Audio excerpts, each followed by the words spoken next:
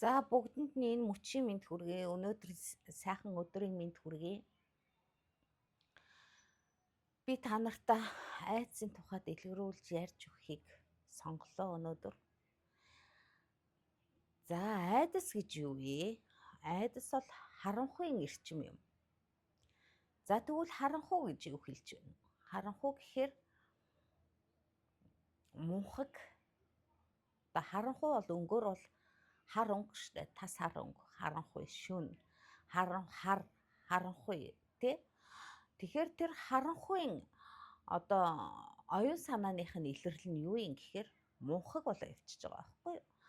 Гэтэл мунхаг гэж юу хэлээд байгаа гэхээр мунхаг нь тухайн айж байгаа зүйлийнхээ талаар мэдээлэл үгийн илэрхийлэл юм аа. Өөртөө болон бусдад өөрийгөө илэрхийлж байдаг. Айдсаар. Айдас бол айдсын юуны цаана айдас сөрөг эрчим цаана айдас нуугдах чадвартай. Жишээ л уур, уцаар, гомдол, цөхрөл, атаархал. За тэгээд нэрлээд нэлээ их байгаа. За энэ бүхний цаана нь айдас нуугдж байдаг байна. Санаа зовно л дээ. Хүүхдтэй санаа зовж байгаа эхийн сэтгэл зүйн яах нь айдастай байгаа учраас тэр хүүхдийн төлөө санаа зовх нь байна. За тэгээд энэ яагаад ийм эрчим энерги дэлхий дээр ноёлцсон юм бэ? Гэхээр 3D 2 туйлт дэлхий. За 3D гэж юу хэлж байгаа? Би нэг юун дээр тайлбарлаж өгсөн. D гэдэг бол манай дэлхий дээр хэмжээст гэдэг үгийг хэмжээст гэдэг үгний утгыг агуулж ашиглагддаг. За тэгэхээр хэмжээст гэж чухам юу хэлээд байгаа юм гэхээр тэр бол ерөөсөө хүмүүсийн ухамсарын төвшний хоорондох ялгааг л энэ хэмжээст гэдэг үгийг ашиглаж тодорхойлж өгöd байгаа байхгүй салгаж зааглаж өгöd байгаа. За тэгэхээр мунхаг байна гэдэг нь яах нь мэдлэггүй байхын шинж байна. Мэдээлэл үгүй шинж. Жинхэнэ үнэн мэдлэг мэдээлэл шүү. Түүнээс хуурмаг худал мэдээлэлтэй хүн бол тодорхой нөгөө айдас гэдэг юм. За тэгээд энэ айдас гэдэг юм хэн хаанаас яаж бий болгоод байна вэ? Энэ бол үе улиран дэлхий дээр ашиглагдаж ирсэн зүйл.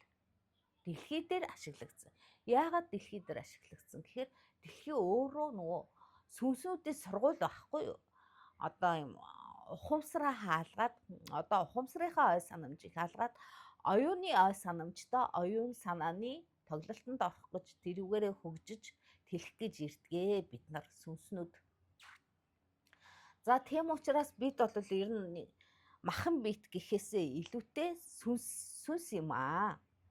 Тэгэхээр сүнсийн мөнхийн мөн чанар нь юу юм гэхээр угаасаа л хайр, гэрэл, ухамсар байхгүй юу? Тэгээд тэр хайр, гэрэл, ухамсар нь яадаг гэхээр эрчим энерги зүйлээр өөрсдийгөө илэрхийлж тодорхойлж байдаг байна. Тэгэхээр тэр эрчим энергийг аль талдаа хүн өөртөө сууршилж байна уу? Тэр талаараа өөрийгөө хөгжүүлээд байдаг байна. Анхаарлаа юунд төвлөрч чинь тэрүүгээрээ тэр хүн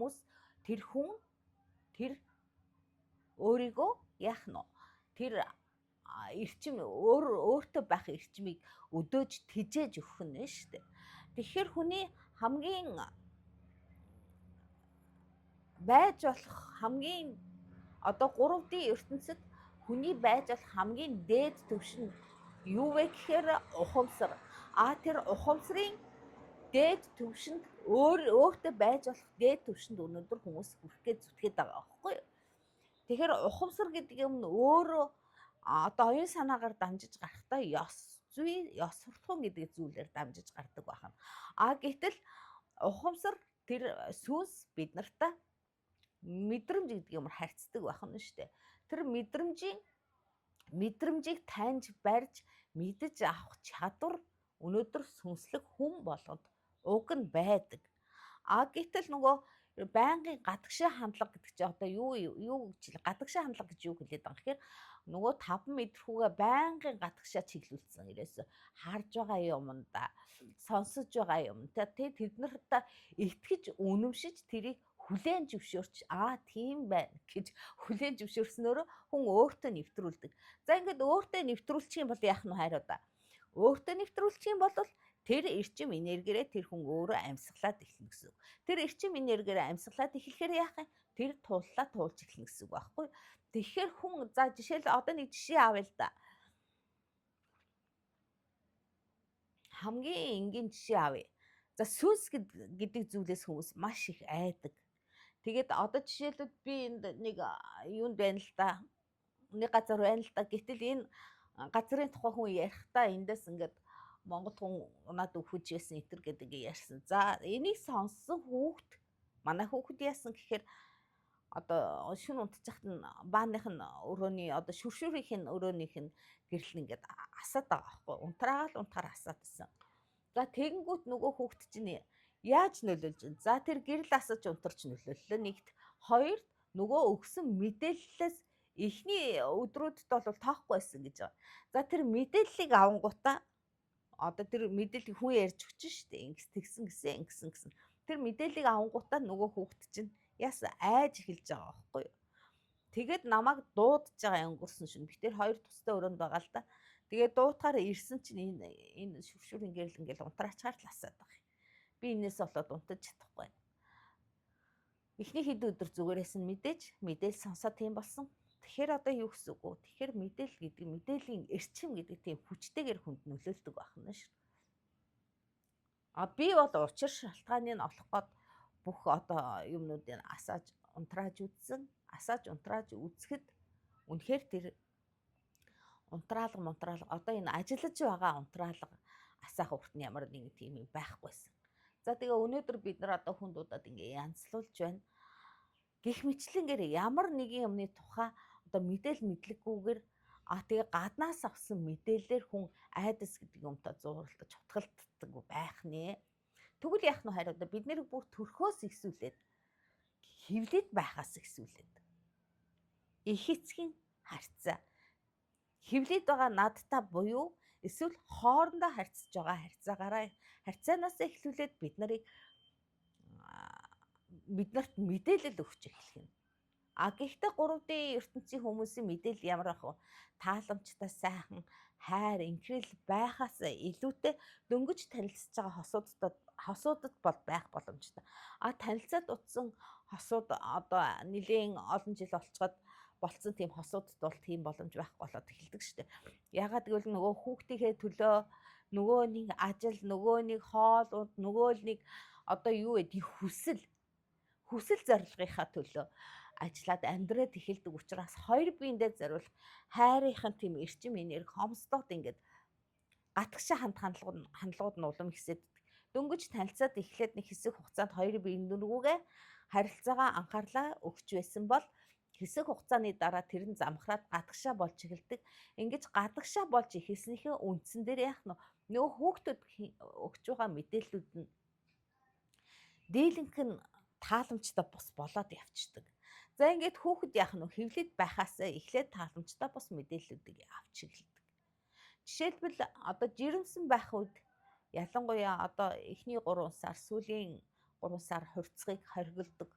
Гэтэл энэ хугацаанд одоо их эцгүүд хувьцсан бол бие биентэйг ингээд асуудал үүсгэсэн бол нөгөө хевлэд байгаа хүүхдэд чинь дарамт мэдрэгдэж эхэл дарамт.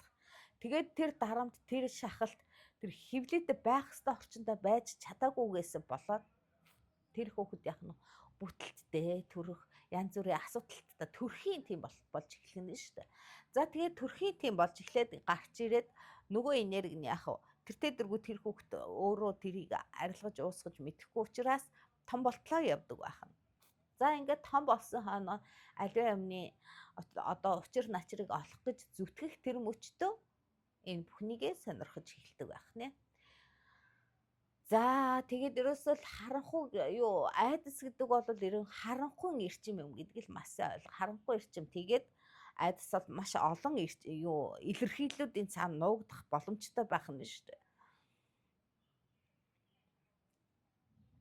Хамгийн сайхан айдас юу вэ гэхээр тоглоомор илэрхийлэх. Хид хідэн бүр ингээд хүн одоо бүр ингээд хөвдөд байхаас эхлээл ингээд одоо өдөр хоног өнгөрөх тусам нөгөө өөрийнхөө жинхэнэ өөрт мэдрэгдэж байгаа үннийг илэрхийлэхээс илүүтэй тэрийг нөгөө нэг бусдад тааламжтайгаар бусдад эерэг байдлаар илэрхийн тулд өөртөө маш олон баг зүүдэг. Өөрөөр хэлбэл жүжиглэлт маш өндөртэй болж эхэлдэг, дүр хувиргалт маш өндөртэй болж эхэлдэг. Тэр тоолондоо өөртөө баг өмсөж байгаа юм. Одоо маск зүгэл давхарлаа маск зүгээд байдаг байх нь. Тэр нь хідэн давхар янз байх нь тухайн хүний өөрийнх нь асуудал. Тийм учраас хүн дотоодын үнээр тэр мэдрэмжээр хүнтэй харьцсан гэдэг бол ерөөсөө л тэр өөртөө төрж байгаа тэр сэтгэлийг яг байгаагаар нь үнээр нь зөвөр нь гадагшлуулаад хилээд өгөх хэрэгтэй байхгүй. Тэгжээж хүн жинхэнэ үнээрээ хүнтэй харьцдаг. Тэгээгүй тохиолдолд яах нь нөгөө нэг өмсгөлөө зүүчээл дотор нэг өөр юм байгаад байдаг, гаднаа нэг өөр харьцаад байдаг. За ингэвэл тэр хүн худлаа. Тэр бол худалж. Тийм учраас 3D ертөнц бол худлын ертөнц ахгүй юу хонгороо. Тэр худлын ертөнцөөс үнний ертөнц рүү шилжих гэж байна. За тэгээд 5D ертөнц бол бид нар 3D-гээс шууд 5D руу орох гэдэг. За тэгээд 5D ертөнц бол үнний ертөнц юм байна. Үнний ертөнц юм байна. Ухамсарын ертөнц юм байна. За тэгэнгүүтээ 4D-г бид нар алагсалжээ. 4D-г яагаад алагсалж байгаа? Яагаад бид нар 4D-гээр дайрахгүй байгаа? Гэтэл 4D бол угаасаа 3D ертөнцтэй холилдоод хутгалдаад байж байгаа тийм ертөнц байхгүй юу? Бид нарт харагдахгүйгээр үл үзэгдэх байдлаар оршин байдаг ертөнц. За тэр 4D ертөнцид бол нөгөө 3D ертөнцийн хүмүүс нь бодлоор, үгээр, үйлдэлээр илэрхийлсэн одоо хүчтэй эрчмүүд нь 4D ертөнцтэй үл үзэгдэх байдлаар эхлээд бий болох нэ. За тэгэнгүүтээ нөгөө хүмүүс чинь асар олон мянган жил давтан амьдарсан сүнснүүд байгаа. Тэнгүүтээ тэдний бөөгнөрүүлсэн бий болгосон эрчим гэдэг нь мэдээж нягтршин хэр нягтршснаасаа шалтгаалаад биетэй болох боломжтой байгаа. Нягтралаасаа болж биетэй болох боломжтой. За тэгэнгүүт нь нөгөө хүмүүс чинь одоо тэр сүг сүүдэр альбан тэрэн гэдэг юмдаа асар их эрчим өгөөд тэр үе улиран үе удам дамжин үе удам дамжин асар их эрчим энерги өгөөд тэрийгэ бүр биечлэн өөрөөр хэлбэл 3D ертөнцийн айдастай хүн харж чадах болтол нь тэгж энергийг нэгтршүүлсэн байх нэ. За тэгээ тэрийгэ ижил төвшний одоо тийм айдастай хүн юм уу эсвэл тийм одоо бодлыг тээж явдаг хүмүүс яах нь вэ? Яг тэр бодлынхоо чичиргээний дагуу 4D ертөнцөөс тэр юмаа олж харах боломжтой байдаг. Ингээд хүмүүс өнөөдөр сүнс гэдэг юмнаас маш их айдаг болчихсон. Яс юм дээр нь тэр сүнс гэж юу юм гэхээр тухайн хүний өөрийнх нь гэрэл ухамсар байхгүй юу? Сүг сүдрээ хүмүүс сүнс гэд ойлгуулчихсан тий. Одоо сүг сүдэр нь юу ах нь 4D ертөнцид бүтсэн эрчмийн бөөгнөрл байх нь шүү дээ. Тэр эрчмийнхээ бөөгнөрлийг л эргээд л өөрсдийнхээ бодол энергийн төвшөнд эргүүлээд татаж одоо бий болгосноо л хүмүүс сүг сүдэр альбан тэрэн гэж ярьдаг байна. Тэгэхээр яах нь хайр удаа нөгөө бөө гэдэг хүмүүс чинь өөрийнхөө ухамсарын төвшөнд тийм элдвээ юм ярьж явдаг байх нэ. Тийм учраас бөө гэдэг хүмүүс минь үнэхээр та нарт тэр айхтар онгот тэнгэртэй холбогдоод дээд ертөнцтэй холбогдоод чаддгийм бол би бол чадахгүй гэж хэлнэ. Чаддаггүй. Яагаад чаддаггүй вэ? Яагадгүй л тэр улаач гэдэг одоо тэр онгот тэнгэрээ буулгаад байгаа тэр багш байна уу юу ч багш нь өөрөө тий өнөөдөр ухамсарын төвшин дээшлээгүй ахгүй юу? Хоёр төлөлт ертөнцийнхөө айдас дотор чичирж яадаг тийм хүмүүс. Тийм хүмүүс өнөөдөр хүмүүс багшлаас хүмүүсийг бөө болгоод онг тэнгэртэй холбож ийн гэж 4D ертөнцийн энергийн түвшинтэй холбож хайчаад тэгээд л өнөөдөр бид нар тоглолт хийе явж байна. Мондөг жүжигчд байдаг бөөнөр бол асар том эготой өнгө мөнгөний төлөө тэмцэлцсэн амьдралдаа хэдэн төгрөг олчих гэсэн энэ бол сүнс шүү хонгоруудаа сүнс биш. Бас онг тэнгэрч биш. Энэ бол 4-р хэмжээстийн доод түвшин штэ. 4-р хэмжээстийг 1 2 3 түвшинтэйгээ бодоод үзье. За тэгвэл 4-р түвшний доод түвшин тэр доод түвшнээс онг тэнгэрүүд харьцдаг байх нь шүү. Тийм илдвээ мэддгүү өөрийнхөө ингээл сайхан сэтгэл гаргаад бусдад туслаад өөрийнхөө амьдарч байгаа хүн нь тэднээсээ дээр байх нь энергийн жижигрэний түвшинд хонгорууд минь. Тэр юм гэдэг ийм сонирхолтой ах нь шүү дээ. Үл үзэгдэх ертөнц бол тоглоом биш хонгоруудаа тоглоом биш шүү. Юу бүтээгээд байна? Нөгөө сүнс гэдэг одоо сүнслэг агуу мөн чанарын хүн чинь мөнхийн сүнстэй тэр агуу хүн чинь яах нь вэ? Агуу бүтээгч байх нь шүү дээ. Мөнх амьдарч байгаа юм чинь. Мөнх амьдрахтаа бүх юм бүтээгээд үзэгдэж харагдаж байгаа бүх юм бүтээгээд амьдардаг. Тэгээд тэр бүтээгээд амьдарч байх хугацаанд яах нь вэ? Нөгөө ухамсар гэдэг юмнаас шалтгаалаад сайн муу сайхан муухай үнэн худал бүтээгээл явах нь шүү дээ хонгорууд минь. За тэгэхээр айдас гэдэг бол ийм асар том нөлөөтэй доод жижигрэний зүйлс байх нэ, харанхуй эрчим байх нэ хонгоруудаа. Тэгэхээр айдсаас салаад айдсын эсрэг зүйл нь би нэг бас юм дээр хэлсэн байгаа. Айдсын эсрэг нь юу вэ? Хайр. Хайрын мэдрэмжийг та нар өөрснөө мэдэн ш дурлахаар яадаг үлээ. Гэхдээ дурлал бол дур гэдэг нэртэйг адилхан хөнгөн зүйл байхгүй юу? Хэсэг хугацааны зүйл. Хайр гэдэг зүйл нь мөнхийн ялангуяа үнэмлэхгүй болоод ирэх тусмаа л хязгааргүй болоод эхэлдэг. Тэрэнд бол эм үр хөөхд том жижиг одоо юу гэдгийг амтан ургамал ялгалгүй. Инхээр хүн яах нь вэ? Сэрэлт гэдэг юм чинь эхлээд 3 үе шатыг бас дамжаад байна шүү дээ. Эхлээд дэлхий дээр болж байгаа одоо ингээд худал хоормог гэрэлт хөтлөгдөд хүмүүс өөрийгөө сэрсэн гэж үзээд байдаг. Гэсэн мөртлөө нэг айдас байна уу? Байна. Айдас байгаа тохиолдолд хүн ухамсарын төвшөнд өсөөгүй гэсэн үг. За тэгэнгүүтс айдас байж идэг. За худал хоормог байна уу? Байж идэг. Тэр худал хоормогт хөтлөгдөд гой сайханд хөтлөгдөд өөрсдөө сэрсэн гэж үзээд байгаа хүмүүс нь яах нь үгүй байх нь шүү дээ. Сэрээгүй байх нь. Яг тодорхой хэмжээгээр өөрчлөгдсөн. Оюун санааны төвшөнд өөрчлөгдсөн. Гэтэл жинхэнэ үнэн бол хизээч худал хоормог байдаггүй байхгүй юу? Худал хоормоггүй байдаг. Жинхэнэ гэрэл, жинхэнэ сүнс, жинхэнэ ухамсар бол худал хоормог гэж зүйл байдаггүй. Тэгэхээр өнөөдөр тэр худал хоормогоос даваад дараагийн төвшөнд буюу 2 дахь төвшөнд орохоор хүн яах нь вэ? Сэрэлтийн явцыг яриад байна шүү дээ. Би өнөөдөр одоо ингээд дараагийнхаа төвшөнд орохоор хүн ингээд ийм за тэр хүн тийм энэ хүн ийм энерги эрэг байдаг сөрөг байдаг. За сөрөг хүмүүсээс хол явъя гэл ингээл яалгуурлан гадуурхах зааглах төвшөндөө очиод эхэлдэг. Энэ бол бас сэрэлт биш. Зүгээр сэрэх явцын дараагийн төвшин байхгүй. Би одоо ингээл орчноо өөрчилж бусдаас салангад байж тий салангад байж тэгжээж би одоо өсөж хөгжин. Би өөр ганцаархнаа баймаар байна. Би нэг хэсэг бас тийм байсан үнэ хэлэхэд ганцаар баймаар байна, хурдан шилжмээр байна. Энэ бол зүгээр сэрэлтийн явц байхгүй юу? Явцын нэг төвшин нь. За тэгэнгүүтээ дараа нь яадаг гэхээр дараа нь болохоор юу ч байсан ялгаагүй болдог байхгүй. Юу ч байсан ялгаагүй.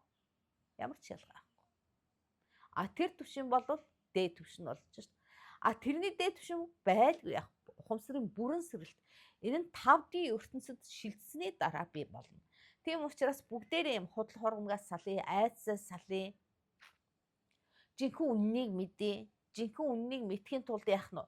Жинхэнэ үннийг ярьж байгаа тэр хүмүүстэйгээ холбогдож мэдээлэл авч, мэдлэг олж авч, учир начраа олох хэрэгтэй хайруудаа. Тэгэхгүй тэгээ худал хоормогт хөтлөгдөөл ах юм бол тэгэл 3D ертөнц чинь тэр 3D дэлхий. Энэ дэлхий чинь тэр чигээр тоглолт шүү дээ. Энэ тоглолтын дотор бол мансуураалт өөрөө л мунхаглал явна гэсэн үг. Тэгэхээр өнөөдөр яриаг нэг иймэрхүү сэдвээр өгч